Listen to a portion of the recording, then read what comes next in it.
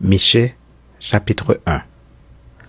La parole de l'Éternel fut adressée à Michée de Moréchet au temps de Jotham, d'Akaz, d'Ézéchias, roi de Juda. Prophétie sur Samarie et Jérusalem.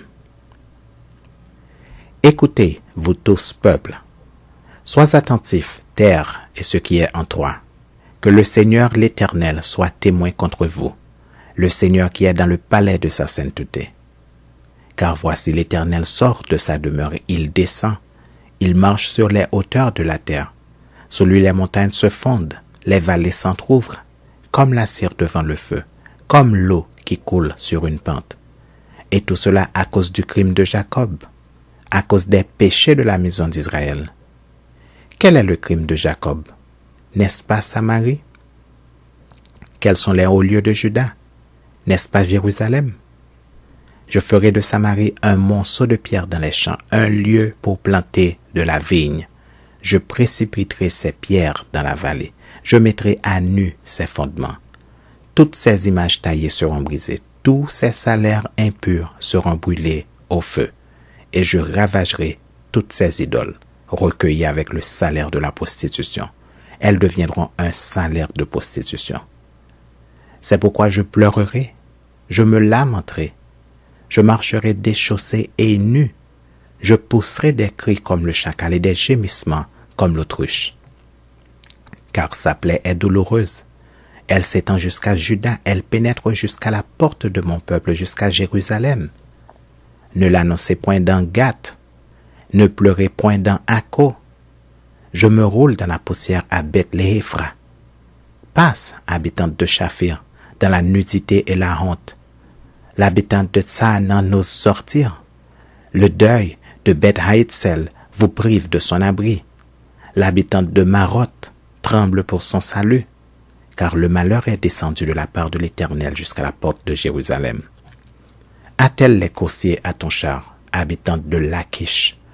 Tu as été pour la fille de Sion une première cause de péché, car en toi se sont trouvés les crimes d'Israël. C'est pourquoi tu renonceras à Moréchet-Gath. Les maisons d'Akzib seront une source trompeuse pour les rois d'Israël. Je t'amènerai un nouveau maître, habitant de Marécha. La gloire d'Israël s'en ira jusqu'à Adulam. Rase-toi, coupe ta chevelure à cause de tes enfants chéris. Rends-toi chauve comme l'aigle, car ils s'en vont en captivité loin de toi. Michée, chapitre 2. Malheur à ceux qui méditent l'iniquité et qui forgent le mal sur leur couche. Au point du jour, ils l'exécutent, quand ils ont le pouvoir à main. Ils convoitent des champs et ils s'en emparent, des maisons et ils les enlèvent. Ils portent leur violence sur l'homme et sur sa maison, sur l'homme et sur son héritage. C'est pourquoi ainsi parle l'Éternel. Voici, je médite contre cette race un malheur. Vous n'en préserverez pas vos coups, et vous ne marcherez pas la tête levée, car ces temps seront mauvais. En ce jour-là, on fera de vous un sujet de sarcasme. On poussera des cris lamentables. On dira, nous sommes entièrement dévastés. Il donne à d'autres la part de mon peuple, et quoi? Il me l'enlève. Il distribue nos champs à l'ennemi. C'est pourquoi tu n'auras personne qui étende le cordeau sur un lot dans l'assemblée de l'Éternel. Ne prophétisez pas, disent-ils, qu'on ne prophétise pas de telles choses. Les invectives n'ont point de fin. Oses-tu parler ainsi, maison de Jacob? L'Éternel est-il prompt à s'irriter? Est-ce là sa manière d'agir? Mes paroles ne sont-elles pas favorables à celui qui marche avec droiture? Depuis longtemps on traite mon peuple en ennemi. Vous enlevez le manteau de dessus les vêtements de ceux qui passent avec sécurité en revenant de la guerre. Vous chassez de leur maison chérie les femmes de mon peuple. Vous ôtez pour toujours ma parure à leurs enfants. Levez-vous, marchez, car ce n'est point ici un lieu de repos. À cause de la souillure, il y aura des douleurs violentes. Si un homme court après le vent et débite des mensonges, je vais te prophétiser sur le vin. Sur les boissons fortes, ce sera pour ce peuple un prophète. Je te rassemblerai tout entier, ô Jacob. Je rassemblerai les restes d'Israël. Je les réunirai comme les brebis d'une bergerie, comme le troupeau de son pâturage. Il y aura un grand bruit d'hommes. Celui qui fera la brèche montera devant eux. Ils feront la brèche, franchiront la porte et en sortiront. Leur roi marchera devant eux et l'Éternel sera à leur tête. Michée, chapitre 3. Je dis: Écoutez, chef de Jacob et prince de la maison d'Israël. N'est-ce pas à vous à connaître la justice? Vous haïssez le bien et vous aimez le mal? Vous leur arrachez la peau et la chair de dessus les os? Ils dévorent la chair de mon peuple, lui arrachent la peau et lui brisent les os. Ils le mettent en pièces comme ce qu'on cuit dans un pot, comme de la viande dans une chaudière. Alors ils crieront vers l'Éternel, mais il ne leur répondra pas. Il leur cachera sa face en ce temps-là, parce qu'ils ont fait de mauvaises actions. Ainsi parle l'Éternel sur les prophètes qui égarent mon peuple, qui annoncent la paix si leurs dents ont quelque chose à mordre, et qui publient la guerre si on ne leur met rien dans la bouche. À cause de cela, vous aurez la nuit et plus de visions. Vous aurez les ténèbres et plus d'oracles.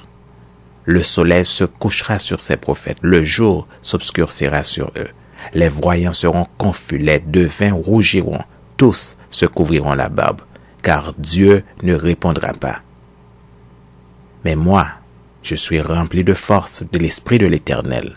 Je suis rempli de justice et de vigueur pour faire connaître à Jacob son crime et à Israël son péché. Écoutez donc ceci, chef de la maison de Jacob et prince de la maison d'Israël. Vous qui avez en horreur la justice et qui pervertissez tout ce qui est droit. Vous qui bâtissez Sion avec le sang et Jérusalem avec l'iniquité. Ces chefs jugent pour des présents, ces sacrificateurs enseignent pour un salaire, et ces prophètes prédisent pour de l'argent. Et ils osent s'appuyer sur l'Éternel. Ils disent: l'Éternel n'est-il pas au milieu de nous? Le malheur ne nous atteindra pas. C'est pourquoi, à cause de vous, Sion sera labouré comme un champ. Jérusalem deviendra un monceau de pierre, et la montagne du temple une sommité couverte de bois. Michée, chapitre 4. Il arrivera dans la suite des temps que la montagne de la maison de l'Éternel sera fondée sur le sommet des montagnes, qu'elle s'élèvera par-dessus les collines et que les peuples y afflueront. Des nations s'y rendront en foule et diront: Venez et montons à la montagne de l'Éternel, à la maison du Dieu de Jacob, afin qu'il nous enseigne ses voies et que nous marchions dans ses sentiers. Car de Sion sortira la loi et de Jérusalem la parole de l'Éternel. Il sera le juge d'un grand nombre de peuples, l'arbitre de nations puissantes, lointaines. De leurs glaives, ils forgeront des royaux, et de leurs lances, des serpes. Une nation ne tirera plus l'épée contre une autre, et l'on n'apprendra plus la guerre. Ils habiteront chacun sous sa vigne et sous son figuier, et il n'y aura personne pour les troubler, car la bouche de l'Éternel des armées a parlé.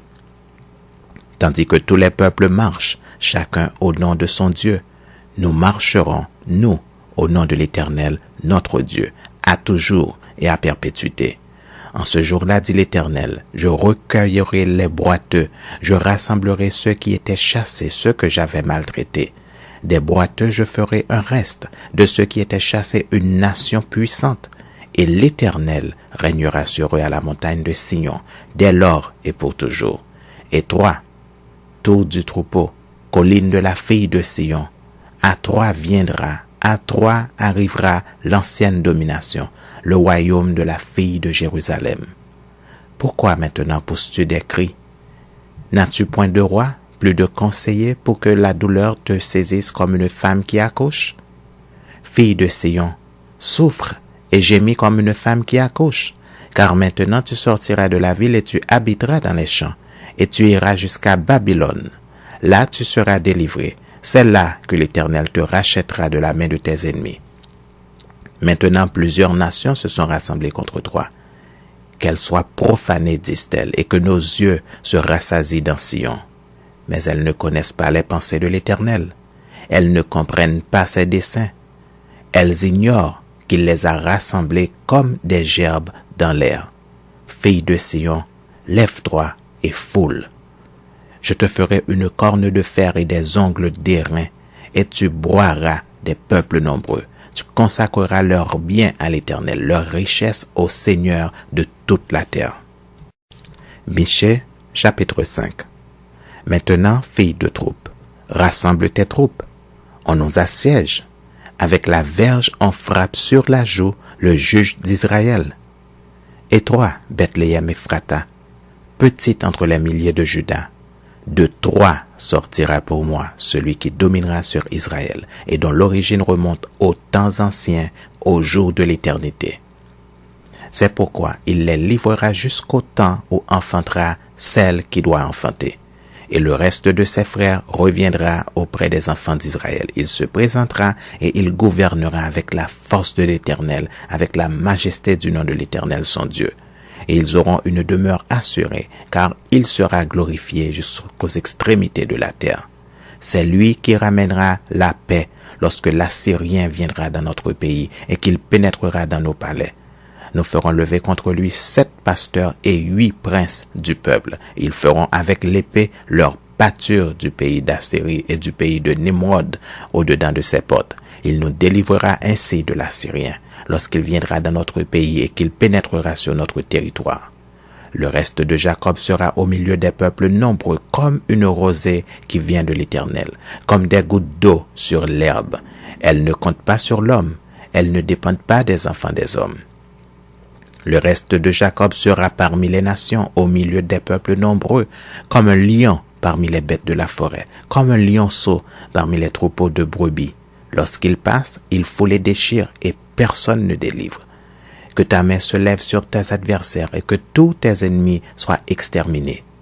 En ce jour-là, dit l'Éternel, j'exterminerai du milieu de toi tes chevaux et je détruirai tes chars. J'exterminerai les villes de ton pays et je renverserai toutes tes forteresses. J'exterminerai de ta main les enchantements, et tu n'auras plus de magiciens. J'exterminerai du milieu de toi tes idoles et tes statues, et tu ne te prosterneras plus devant l'ouvrage de tes mains.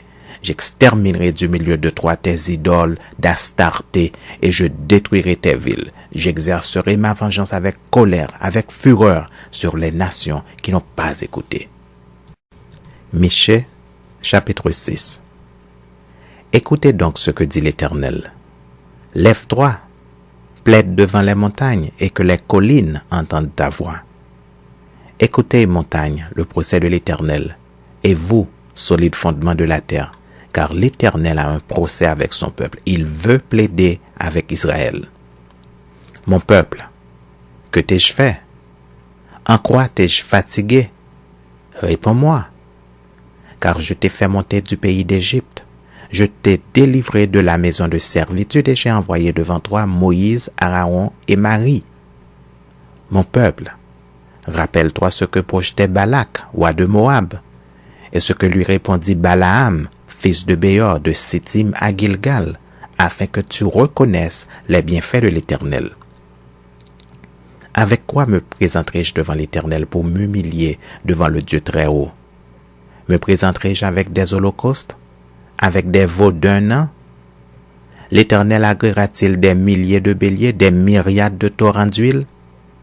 Donnerai-je pour mes transgressions mon premier-né, pour le péché de mon âme, le fruit de mes entrailles?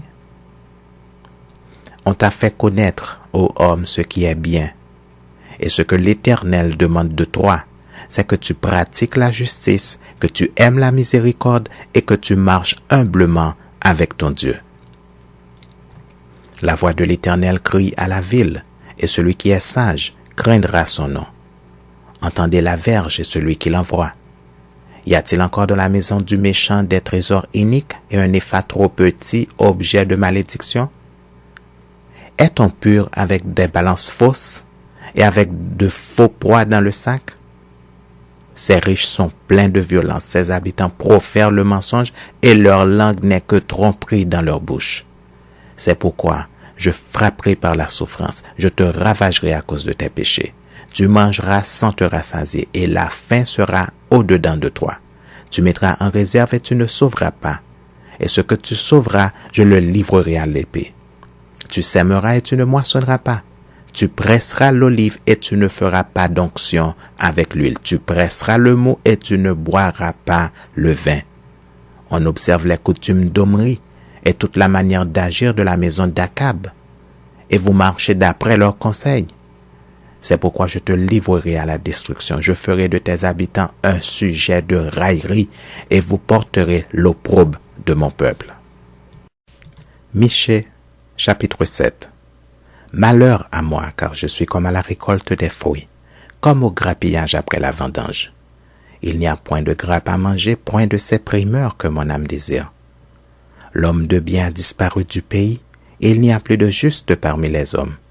Ils sont tous en embuscade pour verser le sang. Chacun tend un piège à son frère. Leurs mains sont habiles à faire le mal. Le prince a des exigences. Le juge réclame un salaire. Le grand manifeste son avidité et ils font ainsi cause commune. Le meilleur d'entre eux est comme une ronce. Le plus droit, pire qu'un buisson d'épines. Le jour annoncé par tes prophètes, ton châtiment approche. C'est alors qu'ils seront dans la confusion. Ne crois pas à un ami, ne te fie pas à un intime. Devant celle qui repose sur ton sein, garde les portes de ta bouche.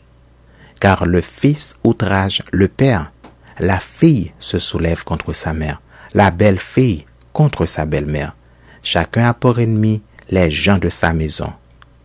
Pour moi, je regarderai vers l'Éternel, je mettrai mon espérance dans le Dieu de mon salut. Mon Dieu m'exaucera. Ne te réjouis pas à mon sujet, mon ennemi, car si je suis tombé, je me relèverai. Si je suis assise dans les ténèbres, l'Éternel sera ma lumière. Je supporterai la colère de l'Éternel puisque j'ai péché contre lui, jusqu'à ce qu'il défende ma cause et me fasse droit. Il me conduira à la lumière et je contemplerai sa justice. Mon ennemi le verra et sera couverte de honte. Elle qui me disait, « Où est l'Éternel ton Dieu ?» Mes yeux se réjouiront à sa vue, alors elle sera foulée aux pieds comme la boue des rues. Le jour où l'on rebâtira tes murs, ce jour-là, tes limites seront reculées. En ce jour, on viendra vers toi de la Syrie et des villes d'Égypte, de l'Égypte jusqu'au fleuve, d'une mer à l'autre et d'une montagne à l'autre. Le pays sera dévasté à cause de ses habitants, à cause du fruit de leurs œuvres. Paie ton peuple avec ta houlette, le troupeau de ton pâturage, qui habite solitaire dans la forêt au milieu du Carmel, qu'il paisse sur le Basan et en Galaad, comme au jour d'autrefois.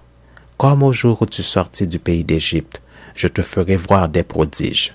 Les nations le verront et seront confuses avec toute leur puissance. Elles mettront la main sur la bouche, leurs oreilles seront assourdies. Elles lécheront la poussière comme le serpent, comme les reptiles de la terre. Elles seront saisies de frayeur hors de leur forteresse. Elles trembleront devant l'Éternel notre Dieu. Elles te craindront. Quel Dieu est semblable à toi, qui pardonne l'iniquité, qui oublie les péchés du reste de ton héritage? Il ne garde pas sa colère à toujours, car il prend plaisir à la miséricorde. Il aura encore compassion de nous. Il mettra sous ses pieds nos iniquités. Tu jetteras au fond de la mer tous leurs péchés. Tu témoigneras de la fidélité à Jacob, de la bonté à Abraham, comme tu l'as juré à nos pères au jour d'autrefois.